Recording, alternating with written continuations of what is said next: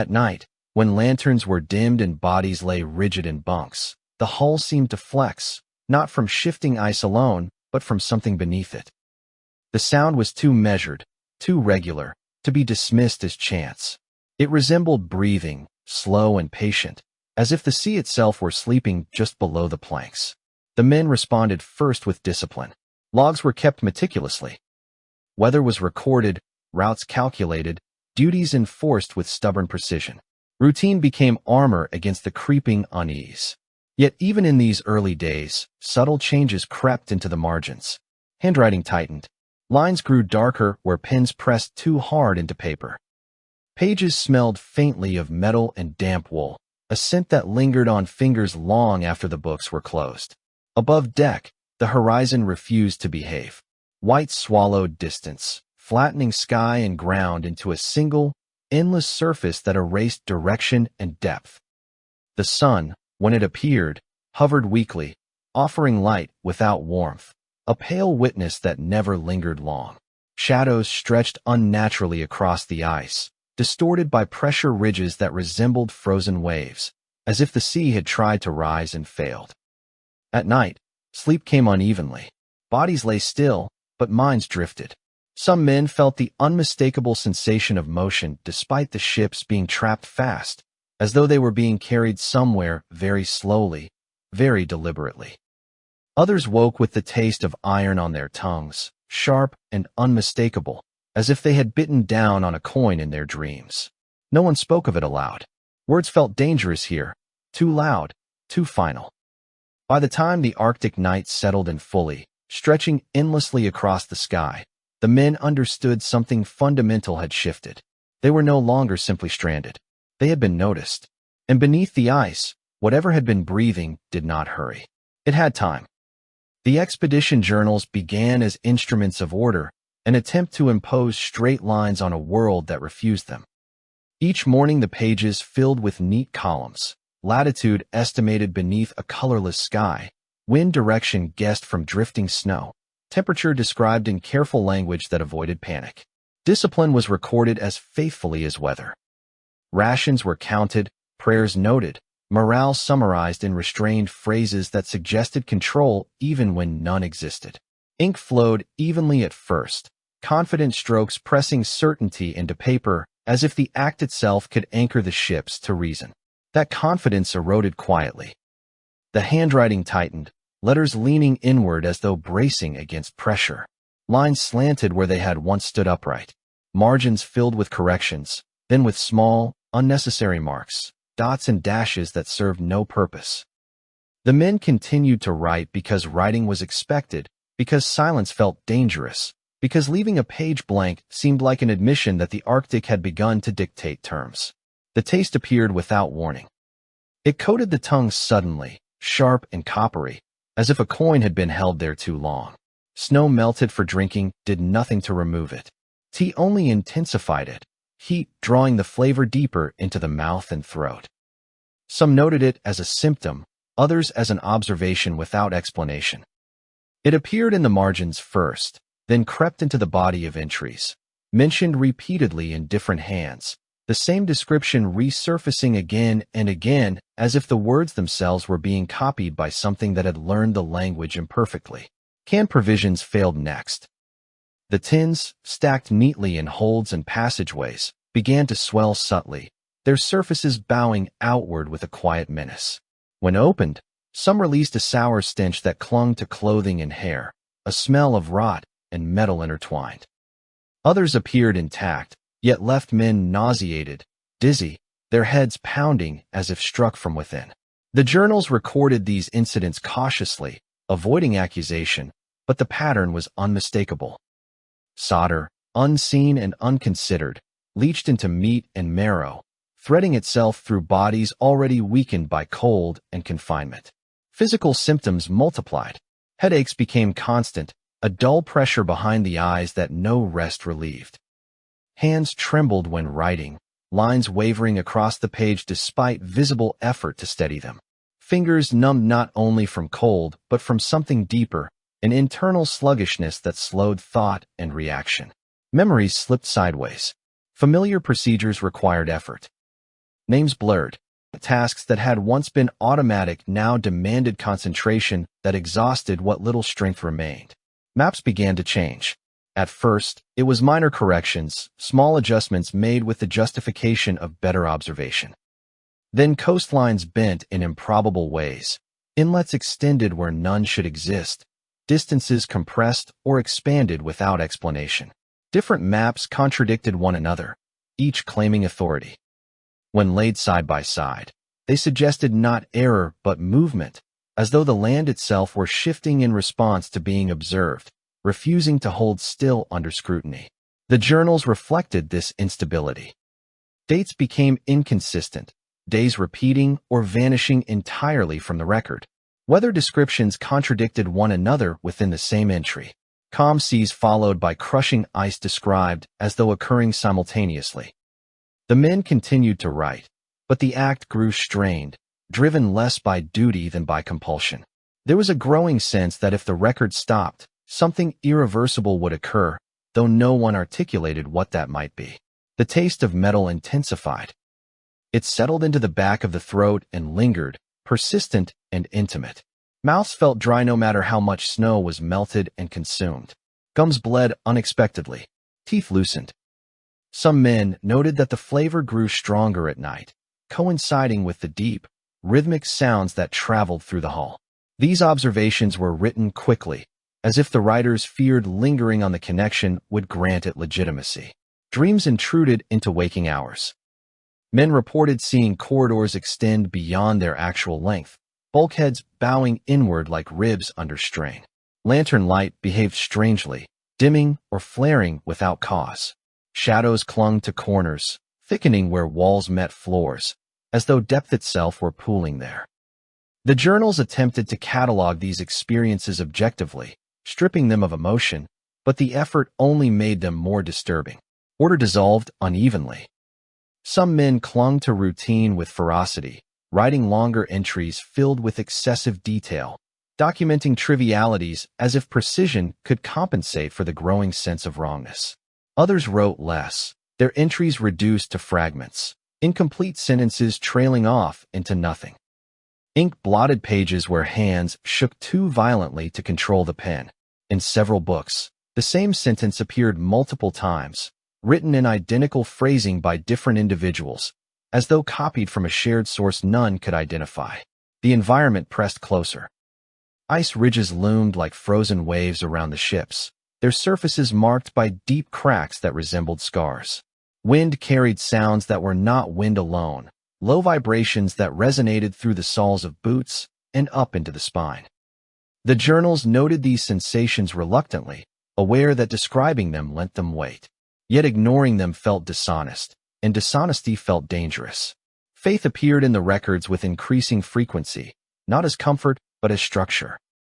Prayers were written out in full, sometimes repeatedly, their words steady even when handwriting was not. References to providence and testing grew common. Yet alongside them appeared doubt, subtle at first, then more explicit. Questions emerged without answers. Why the taste persisted? Why the ice groaned in patterns? Why the maps refused to remain consistent? These questions were never resolved, only circled endlessly. As weeks blurred into an indistinct mass of darkness and cold, the journals became less a record of exploration and more a catalog of deterioration. Bodies weakened, minds frayed, certainty evaporated. The act of writing no longer imposed order, it revealed chaos. Each page bore silent witness to the same conclusion, written again and again in different forms. The Arctic was not merely an obstacle to be endured. It was an active presence, attentive and responsive, and the men had entered into its awareness without understanding the cost. By the time the realization settled fully, it was already too late to revise the record. The journals continued, but no longer as tools of navigation or discipline. They became symptoms themselves, artifacts of a mind attempting to remain whole, while something vast and patient pressed inward, tasting, testing, and learning the shape of human thought. By the second winter, the ships no longer felt empty at night. The darkness did not merely surround them. It entered, settling into passageways and holds with a weight that bent perception. The ice sang when temperatures dropped, a vast and ancient sound, low and grinding, born of pressure and distance. That alone would have been familiar enough to those trained to endure polar silence. But layered beneath it was something else, a slower cadence that could not be explained by shifting flows or contracting wood. It rose and fell with deliberate patience, a pressure that suggested intention rather than accident. Men woke with frost clinging to their beards and lashes, breath rasping in tight chests, and an unshakable certainty that the ship had inhaled while they slept. The sensation was physical, undeniable, as if the hull had expanded subtly around them and then drawn inward again, testing the limits of wood and flesh alike. Some placed their palms against the bulkheads upon waking and swore they felt residual warmth, a faint echo of motion that lingered long after the sound itself had faded. Sleep became unreliable. Rest came in fragments, interrupted by dreams that refused to remain contained. Corridors stretched impossibly long, extending beyond the known dimensions of the ships, narrowing and widening as though alive. Bulkheads flexed like lungs under strain, boards bowing inward and outward in slow rhythm. Shadows gathered where none should exist, pooling in corners, thickening beneath bunks, lingering at the edges of vision even when lanterns were raised. These images did not dissolve upon waking. They followed the men into daylight, overlaying reality like a second skin. The journals reflected this erosion of boundary. Entries grew repetitive, not out of carelessness but compulsion. The same sentences appeared day after day, sometimes word for word, sometimes altered only slightly, as though each writer were tracing an outline already impressed upon the mind. Observations about sound, pressure, and movement recurred with unsettling consistency across different hands. The language simplified, stripped of nuance, reduced to essential phrases that conveyed sensation rather than analysis. The ice itself seemed closer than before. Pressure ridges crept nearer to the hulls, their jagged forms looming like frozen waves poised to break. At times, the ships vibrated subtly beneath foot, not with the sudden violence of impact, but with a sustained tremor that traveled upward through soles and bones. The rhythm of it matched the cadence heard at night, reinforcing the sense that the sound was not external but structural, integrated into the very fabric of the vessels. Men began to orient themselves unconsciously to this pulse. Steps fell into time with it. Breathing adjusted without conscious intent. When the cadence slowed, movements grew heavy and deliberate. When it quickened, anxiety spiked, thoughts racing ahead of reason. The body responded even when the mind resisted, a quiet synchronization that unsettled those who noticed it and consumed those who did not. The taste of metal persisted, stronger now, saturating saliva and clinging stubbornly to the tongue. It accompanied the pulse, intensifying when the sound grew more pronounced, receding slightly when it faded. Mouths felt perpetually dry. Throats burned faintly, as though exposed to something corrosive yet intimate. Some recorded the sensation meticulously, noting variations, attempting to correlate it with temperature, diet, or exertion. No explanation satisfied. Hallucinations deepened. Lantern light bent oddly, casting shadows that lagged behind movement or arrived before it. Faces glimpsed in peripheral vision dissolved when looked at directly, leaving behind a sense of having been observed rather than mistaken. The ships felt larger inside than out, their internal spaces refusing to align with known measurements. Attempts to map passageways resulted in contradictions that could not be resolved, lines overlapping impossibly, distances shifting between attempts. The men grew quieter, not from discipline, but from instinct. Sound felt intrusive, as though it disrupted something that was listening. Even routine tasks were performed with subdued movements, tools handled gently, voices kept low.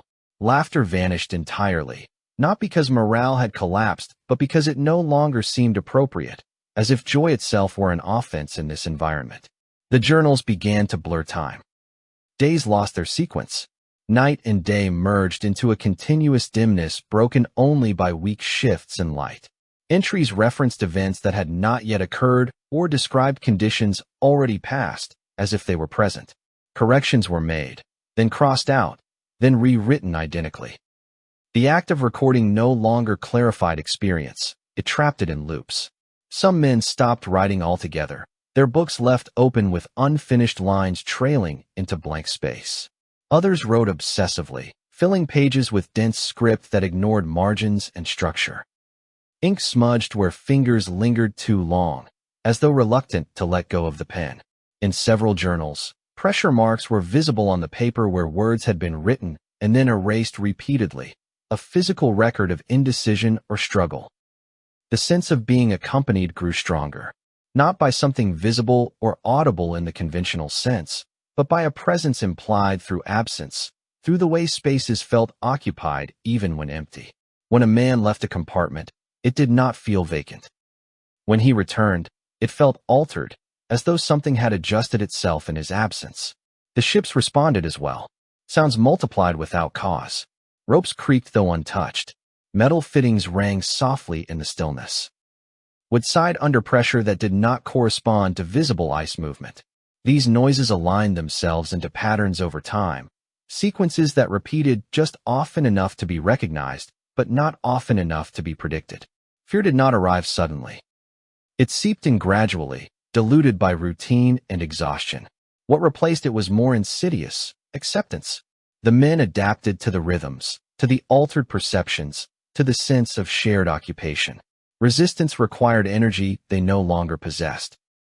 It was easier to listen, to follow the cadence, to allow the nights to pass without question. By the end of the second winter, the journals no longer described a crew isolated in ice. They documented a system, closed and self-sustaining, in which wood, iron, ice, and flesh operated in reluctant harmony. The external world receded into irrelevance. What mattered now was internal alignment, the maintenance of rhythm, the preservation of a balance that felt increasingly fragile. The ships continued to breathe beneath the ice, slow and patient. And the men, waking with frost on their faces and metal on their tongues, adjusted themselves to that breath, writing it into their pages until the words themselves seemed to pulse. When bodies began to fail completely, the order of the expedition collapsed without violence, as if it had simply reached the end of its usefulness. There were no mutinies, no raised fists, no open defiance. Structure dissolved quietly, thread by thread, as flesh proved less durable than intention. Fingers blackened despite careful wrapping, the skin splitting until bone showed pale beneath frost. Some snapped away entirely during routine tasks, breaking with a sound too clean, too dry, to be mistaken for injury. Teeth loosened in swollen gums and fell out without blood, clinking softly against metal plates or disappearing into bedding unnoticed. The men did not react as they might have once. Pain arrived dulled, filtered through exhaustion and the constant metallic film coating the mouth and throat. Hunger no longer behaved as expected. Stomachs tightened and burned, but the sensation lacked urgency, as though appetite itself had been overwritten by something colder and more persistent. The taste of metal grew stronger with each passing day, coating thoughts as thoroughly as it coated saliva, until it became difficult to remember what food had once tasted like. Eating felt ceremonial rather than necessary, an act performed out of habit rather than need. Minds unraveled unevenly. Some men clung desperately to routine long after it had lost meaning, rising at set times, attempting tasks their bodies could no longer complete. Others retreated inward, withdrawing from any semblance of structure. Their eyes tracked movements that no one else acknowledged, following invisible paths along walls and ceilings. Speech became rare, not because throats were frozen, but because words felt insufficient, imprecise, incapable of expressing what pressed inward constantly. It was during this period that men began to leave the ships. No announcement marked their departure. No preparations were made. One moment they were present, the next absent, their belongings untouched, their bunks cold. Footprints led away across the ice in steady lines, boots sinking into powder, steps purposeful rather than frantic. Then, abruptly, the tracks ended. No stumble, no sign of struggle, no indication of collapse. Just an empty stretch of ice, unmarked beyond a certain point, as if the ground itself had closed and smoothed over the intrusion. Searches were attempted at first, brief and unfocused. They always ended the same way, with dizziness, nausea, and a sense of pressure building behind the eyes that forced retreat. The ice behaved strangely underfoot, solid one moment and subtly yielding the next, vibrating faintly, as if responding to proximity. After several attempts, the searches ceased. Absence became accepted, folded into the growing list of conditions that could not be changed. Those who remained gravitated below deck. The cold above felt sharper now, more hostile, while the interior of the ships offered a deceptive intimacy. Lantern light was kept low. Men sat or lay pressed against bulkheads, their ears against the wood, listening. They did not speak of what they heard, but their posture suggested concentration rather than fear. There was a belief, unspoken yet shared, that the ships were communicating, that patience would be rewarded with understanding. The hulls responded. Sounds grew more pronounced in enclosed spaces, the slow pressure rising and falling with deliberate consistency. The rhythm that had once been perceived only at night now permeated all hours, a constant presence that set the pace of thought and movement. When it intensified, anxiety spiked collectively, bodies tensing without instruction. When it eased, a heavy calm settled, almost relief, though nothing external had changed. The journals reflected this shift. Entries grew shorter, more fragmented. Observations replaced explanations. The same phrases appeared repeatedly, written in different hands, scrawled across pages without regard for sequence. Mentions of listening became frequent, though rarely elaborated. The ships were described not as vessels, but as structures, then as organisms, then simply as mouths. These transitions occurred gradually, without commentary, as though the writers were unaware of their own changing language. Physical deterioration continued unchecked. Wounds failed to heal. Skin cracked and peeled in thin layers, exposing raw flesh beneath that quickly numbed and darkened. Infections spread silently, their effects muted by cold and exhaustion.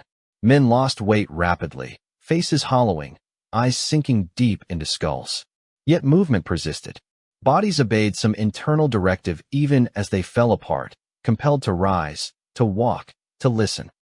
The taste of metal became overwhelming. It coated every breath, every swallow, saturating the senses until it seemed to replace air itself.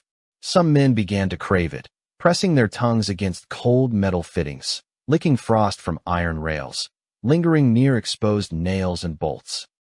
The sensation brought a fleeting clarity, a momentary alignment that eased the pressure behind the eyes. These behaviors were not recorded as abnormalities. They were noted without judgment, as if documenting a natural adaptation. Time lost coherence entirely. Days were no longer counted reliably. Sleep occurred in brief, shallow intervals, often interrupted by the sensation of movement beneath the floorboards. Dreams ceased to feel distinct from waking experience. Images bled together. Ice cracking open like skin, corridors narrowing until passage was impossible, shadows detaching from bodies and moving independently. These visions were endured rather than questioned. At some point, the concept of rescue vanished from the collective mind. Not rejected, simply forgotten. The outside world receded into abstraction, irrelevant to the immediate reality of pressure, rhythm, and decay. The ships were no longer transports meant to return men home. They were environments, complete and closed, demanding adjustment rather than escape.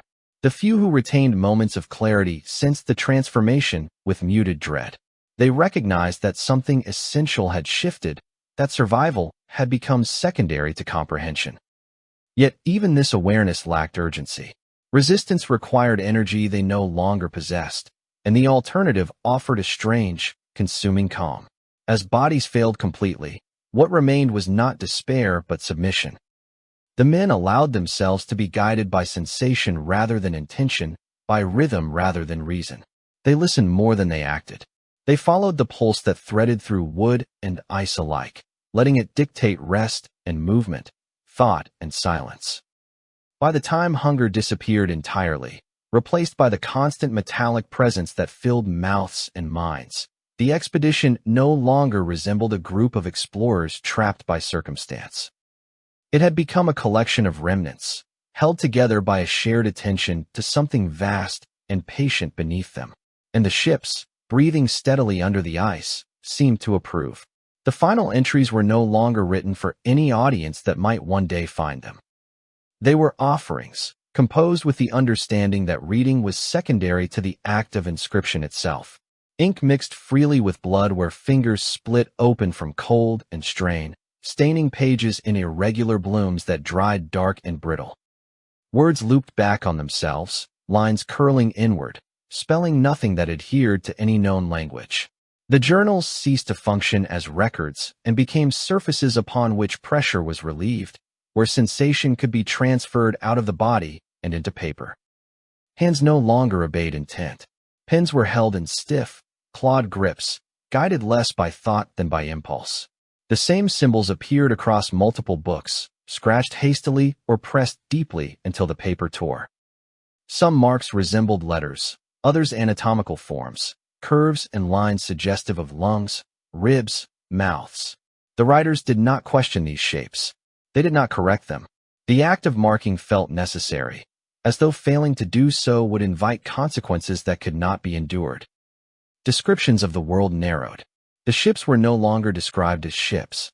They were referred to as structures, then as chambers, then simply as openings. The language shifted subtly, almost gently, replacing nautical terms with anatomical ones.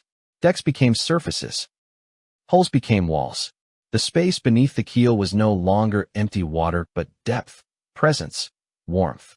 The men wrote of it repeatedly, returning to the same observation with increasing certainty. There was heat beneath the ice. This warmth was not comforting. It did not resemble fire or sun. It was described as living, dense, attentive. It pressed upward, slow and persistent, testing the boundary between ice and water, between intrusion and invitation. The journals recorded the belief that this presence had noticed the ships not out of malice but curiosity, drawn by the unnatural intrusion of wood and iron into a domain that had remained undisturbed for longer than memory allowed. Fear was acknowledged briefly, then dismissed. It was no longer useful. What mattered was recognition. The men believed they had been seen, and that visibility demanded response. The ships, trapped and silent above, had become conduits. Sealed shut from the sky by ice and cold, they opened below, offering themselves downward. The hulls were described as lips pressed tight against the frozen surface, straining toward the warmth beneath, inhaling fear and exhaling obedience in a slow, deliberate exchange. This belief took hold without argument. It spread through the journals as a shared understanding, written independently yet identical in essence. The men no longer described themselves as explorers or survivors. They referred to themselves as contents, as components temporarily held within a larger structure. Individual identity thinned, replaced by a sense of participation in something vast and impersonal. The taste of metal reached its final intensity. It saturated every breath, every thought, leaving no room for hunger, thirst, or pain. Eating ceased almost entirely, not as an act of refusal, but of irrelevance. Bodies no longer demanded sustenance in any recognizable way. Instead, attention was directed inward and downward, toward the rhythm that had guided them for so long. The pulse beneath the ice was no longer external. It had been internalized, matched, accepted. The journals recorded moments of clarity in which the men believed they understood their role. The presence beneath the ice did not seek destruction. It sought alignment. The ships had entered its awareness clumsily, loudly, disturbing a balance that had persisted undisturbed. The response was not punishment, but correction. Wood and iron would be repurposed. Flesh and thought would be adjusted. The intrusion would be resolved not through removal, but through assimilation. Language continued to deteriorate. Grammar dissolved. Sentences fractured into lists of sensations and affirmations. Words like waiting, opening, depth, and breath appeared repeatedly, sometimes stacked on top of one another, sometimes circled or underlined until the page tore. Time references vanished entirely. There was no past or future, only duration, measured by pressure and release. Some entries described the sensation of being hollowed, not emptied, but reshaped. The men wrote of a widening within the chest, a sense that something had been removed to make space for something else. This was not recorded as loss. It was described as preparation. The body, weakened and broken, was finally becoming suitable for its purpose. Blood appeared more frequently on the pages, not always from the hands. Smears suggested noses and mouths, perhaps ears. The ink grew lighter as supplies dwindled, but writing did not stop. Charcoal was used, then rust scraped from fittings, then fingernails pressed hard enough to leave grooves in the paper. The need to mark persisted beyond the availability of tools. The ships responded to this progression. The pressure beneath intensified, no longer subtle or intermittent. The hulls vibrated continuously, a deep resonance that traveled through every remaining bone. Men lay flat against the floors, faces pressed to cold planks, breathing shallowly in time with the rhythm. The journals recorded this as success. Alignment was being achieved. The concept of survival vanished entirely from the writing. It was not rejected or argued against. It simply ceased to exist as a consideration. What replaced it was acceptance of function. The men believed they were fulfilling the purpose that had drawn the presence S attention in the first place. Wood, iron, flesh, and thought were converging into a single system, unified by pressure and breath.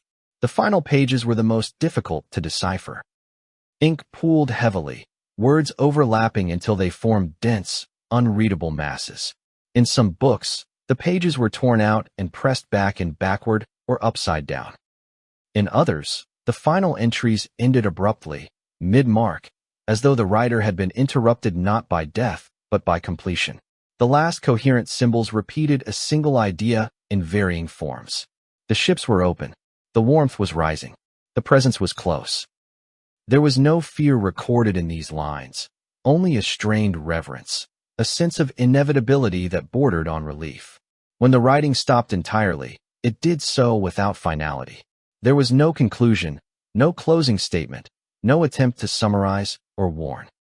The act of recording simply became unnecessary. Whatever had required inscription had moved beyond the need for translation. The journals lay scattered, blood stiffened and warped by cold, silent witnesses to a transformation that no longer needed words. When searchers eventually came years later, the ships were still there, locked in place with a precision that felt intentional rather than accidental. Ice gripped their hulls tightly, yet the wood showed remarkably little damage, as though decay itself had been discouraged from approaching. Masts leaned at familiar angles, lines frozen mid-sway, rigging stiff as bone. The surrounding ice bore scars of immense pressure, ridges and fractures radiating outward, but the vessels remained intact at the center, preserved unnaturally well, as if time had slowed and hesitated in their immediate vicinity. The air around them felt different. Colder, yes, but also heavier, carrying a faint metallic tang that lingered in the throat. The men sent to investigate moved cautiously, voices subdued without conscious decision. Sound behaved strangely here, absorbed rather than echoed, footsteps dull against the ice. The silence pressed inward, broken only by the distant groan of shifting flows and a subtler vibration that traveled up through boots and legs, faint enough to be dismissed, yet persistent enough to unsettle. Boarding the ships required effort. Hatches resisted opening, not frozen shut, but held fast by pressure that released reluctantly, as though yielding rather than breaking. Inside, the air was stale but not foul. There was no overwhelming stench of decay, no sign of the chaos one would expect after years of abandonment. Lantern light revealed interiors suspended in an arrested state. Tables set, tools laid out, bedding neatly arranged. Dust was minimal. Frost traced delicate patterns along beams and bulkheads, preserving rather than eroding. The journals were found where they had been left, scattered across desks, bunks, and floors. Many were fused shut, pages bonded together by ice and something darker, a brittle residue that flaked away under careful handling. Where they could be opened, entries ended abruptly, mid-sentence, mid-mark, as though the act of writing had been interrupted without warning. Ink stains bled through multiple pages, dark and rust-colored, merging words into illegibility. No final messages appeared. There were no pleas, no explanations, no attempts to summarize or justify what had occurred. What was most disturbing was the absence of bodies. Logic suggested they should be everywhere, collapsed in bunks, slumped against walls, scattered across decks. Instead, the ships were empty. Clothing remained neatly folded or hung. Personal effects lay undisturbed. There were signs of occupation, of prolonged habitation, but no remains to account for the disappearance of an entire crew. The emptiness felt deliberate, curated rather than accidental. Searchers ventured onto the surrounding ice, tracing the perimeter cautiously. Footprints were absent, erased by time and weather, yet the surface bore subtle irregularities, areas where the ice appeared thinner, darker, almost translucent. When stepped upon, these patches vibrated faintly, responding with a gentle tremor that traveled outward in slow waves. The sensation was unmistakable, a delicate but deliberate movement beneath the surface. Beneath the hulls, the ice was thinner than expected. Probing revealed layers that should not have existed, compressed, and altered in ways that defied standard explanation. Those who leaned close reported a sensation of warmth rising faintly from below, not enough to melt, but enough to be felt through gloves and boots. It was accompanied by a low, rhythmic pressure, subtle yet distinct, a rise and fall that echoed the descriptions found in the journals. Some swore they could feel it then, a deep, deliberate exhale rising from beneath the ice. The sensation was not auditory alone. It pressed against the chest, the sinuses, the back of the throat. With it came the unmistakable taste of iron, sharp and intimate, coating the tongue suddenly and persistently. No one spoke immediately. The shared experience required no confirmation. Further examination of the ships revealed structural anomalies. The hulls showed signs of prolonged stress from below rather than from surrounding ice. Timbers were bowed inward, subtly reshaped, as though pressed repeatedly over time by something vast and patient. Metal fittings bore fine abrasions, not from corrosion but from friction, as if brushed against slowly, countless times. The damage was not violent. It was methodical. The searchers began to experience symptoms themselves. Headaches emerged within hours, a dull pressure that resisted relief. Some reported dizziness, a sense of disorientation that made distance difficult to judge. Lantern light seemed weaker below deck, shadows lingering longer than expected. The metallic taste returned intermittently, strongest near the lowest compartments, where the ice pressed closest to the hull. Orders were given to limit time aboard. No one argued.